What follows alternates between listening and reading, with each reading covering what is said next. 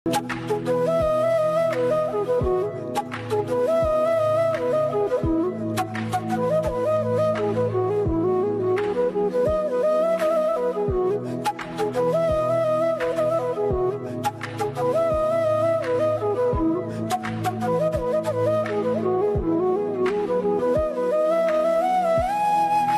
Everyone, welcome to my channel. मैं हूं आपकी होस्ट रश्मि।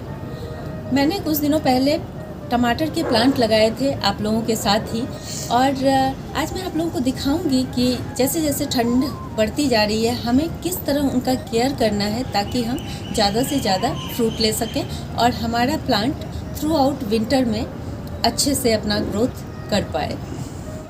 आप लोगों को अपने इस प्लांट का अपडेट देना चाहती हूँ।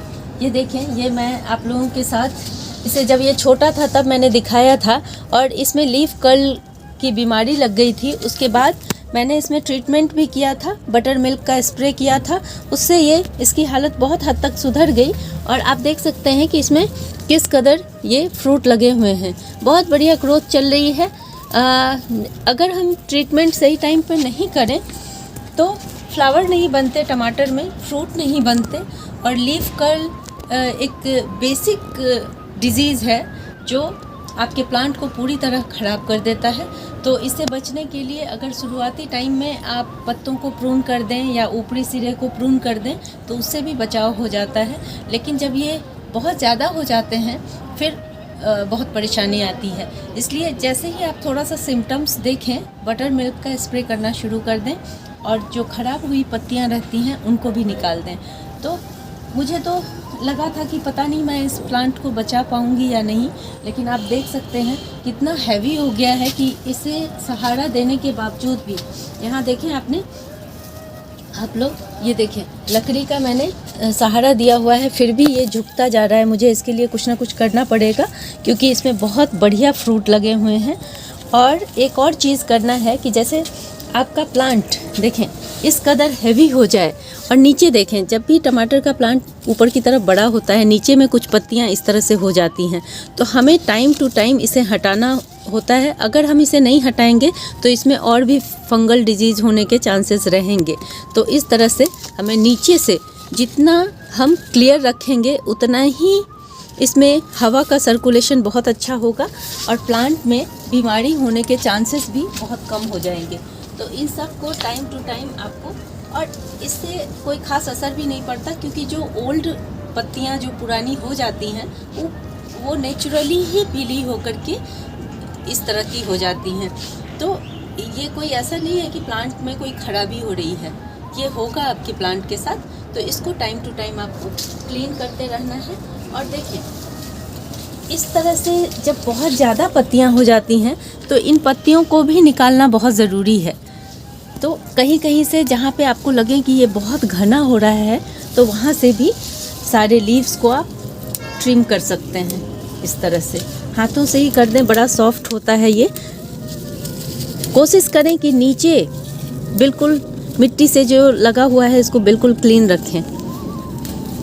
ये देखें इस तरह से हम सारा ही निकाल देंगे नीचे का पोर्शन। आप लोगों को अपने टमाटर का प्लांट दिखाना चाहूँगी।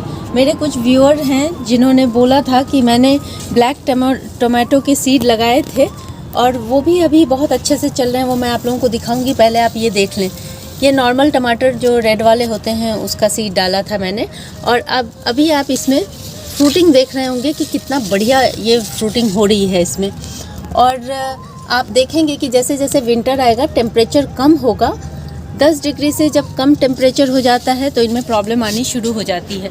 तो हमें अभी से नॉर्थ इंडिया में जहाँ बहुत कम टेम्परेचर हो जाता है जनवरी में, तो अभी से हमें इस प्लांट की केयर करनी है ताकि ये अचानक से ख़राब ना हो। तो इस स्टेज में जब ये फ्रूटिंग कर रहा है तो इसमें हमें अच्छी मात्रा में थोड़े थोड़े टाइम पे खाद डालनी चाहिए।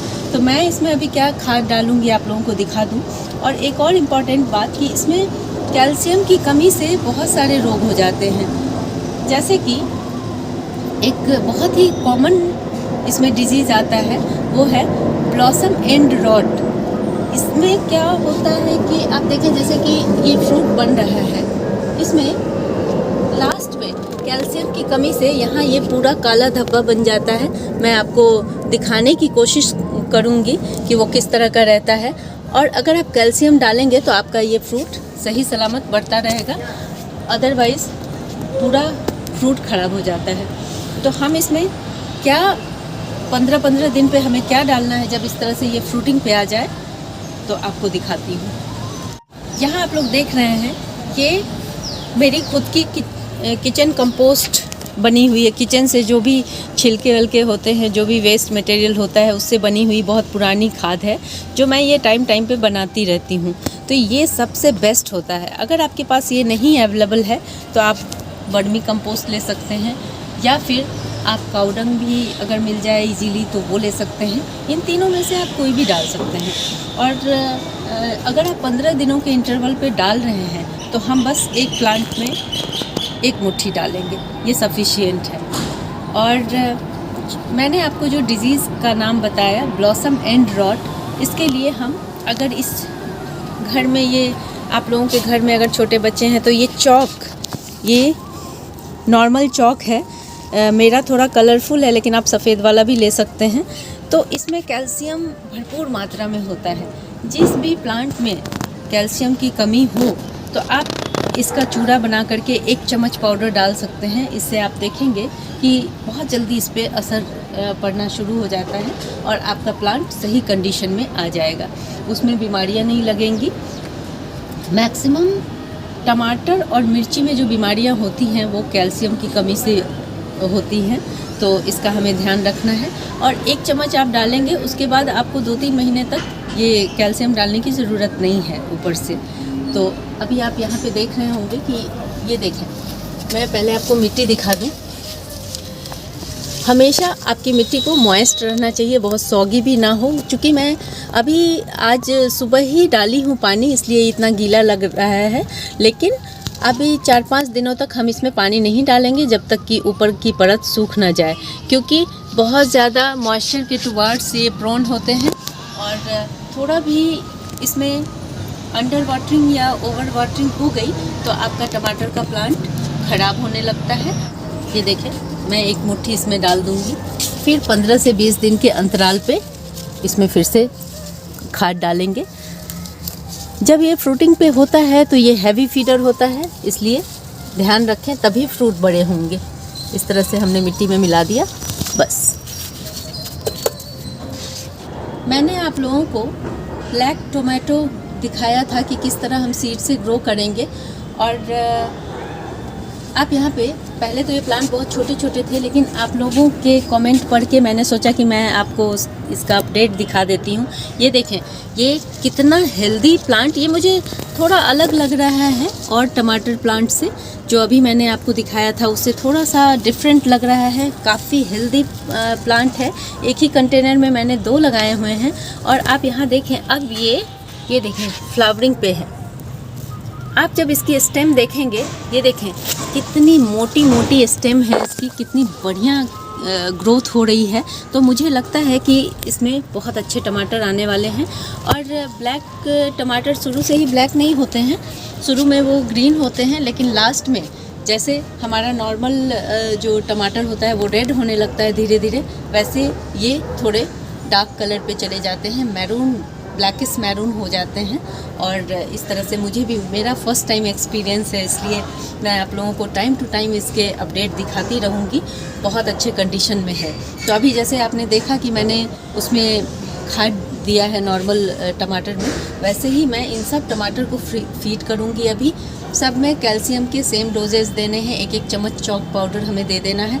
अगर आपके पास चॉक पाउडर ना हो तो आप चूने का भी इस्तेमाल कर सकते हैं, लेकिन 5 ml या 5 ग्राम से ज़्यादा आपको नहीं देना है, इतना ध्यान रखना है, क्योंकि इसका ज़्यादा मात्रा देने से भी आपके प्लांट में दिक्कत आ जाएगी। अब देखें, जब हमारा प्लांट इतना बड़ा हो गया, जब ये अपने आप को ना संभाल पाने की स्थिति में हो, तब हमें इस तरह के स्टेक लगा देने हैं। आपके पास किसी भी तरह की कोई लकड़ी हो, या आप यहाँ पे देख सकते हैं मेरे इस तरह के जब ब्रांच की मैं कटिंग करती हूँ, यहाँ पे देखें, ये जो ब्रांच आप देख रहे हैं, इस तरह के ब्रांच की कटिंग करती हूँ। ये सब मैं इसीलिए संभाल के रखती हूँ ताकि मैं आराम से इन सब के एक एक गमले में डाल दूँ, जिससे कि ब्रांच को सपोर्ट मिल सके।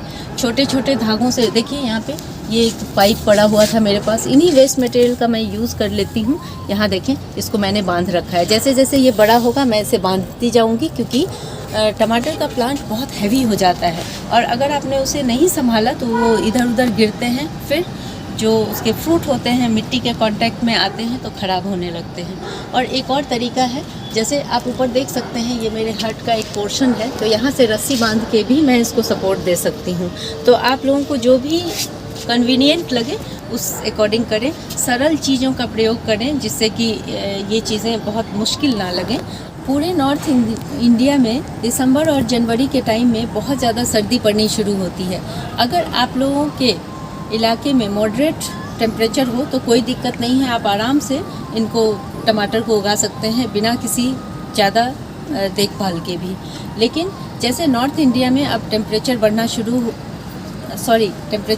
शुरू होगा विंटर में, तो उस समय हमें ध्यान देना है कि मिट्टी, जैसे जैसे रात में टेम्परेचर गिरना शुरू होता है तो मिट्टी हमारी ठंडी होती जाती है, तो उसके टेम्परेचर को बरकरार रखने के लिए हमें एक और चीज़ इम्पॉर्टेंट करनी है, मल्च करना है। अगर आपके गार्डन में सूखी पत्तियां हैं, नहीं हैं, तो आसपास से कलेक्ट कर लें, क्योंकि ये बहुत अच्छा उपाय है। ये इंसुलेटर का काम करता है और आपकी मिट्टी के टेम्परेचर को बरकरार रखे रहेगा, ताकि आपका प्लांट पाले से बच जाएगा और एक्सट्रीम ठंड से बच जाएगा। तो देखें, मैं इसी तरह से नॉर्मल वे में, आप देखें यहाँ पे, मैं इस प्लांट के आसपास ये मल्च, सूखी पत्तियों का मल्च कर दूंगी। करीब 2 इंच मोटी लेयर सूखी पत्तियों का आप इसमें डाल दें, इस तरह से, और आपका प्लांट प्रोटेक्टेड हो गया। हमें अपने प्लांट को फुल सन में रखना है, इसीलिए आप देख रहे होंगे मैंने अपने सारे टमाटर के मैक्सिमम प्लांट को उठा के इस जगह रख दिया है। यहाँ पे सुबह से लेकर के और शाम तक की धूप रहती है, जिससे कि आपका टमाटर का प्लांट रोगों से मुक्त रहेगा और किसी तरह के कीटों का भी इसमें प्रकोप नहीं होगा। धूप बहुत ज़रूरी है, नहीं तो प्लांट तो बड़े हो जाएंगे आपके, लेकिन उसमें फ्रूट नहीं लगेंगे। अगर आप लोगों को मेरी ये वीडियो पसंद आई हो तो प्लीज़ इसे लाइक, शेयर एंड सब्सक्राइब करना ना भूलें। बेल बटन को ज़रूर दबाएं। Leave nature, love nature. Thank you.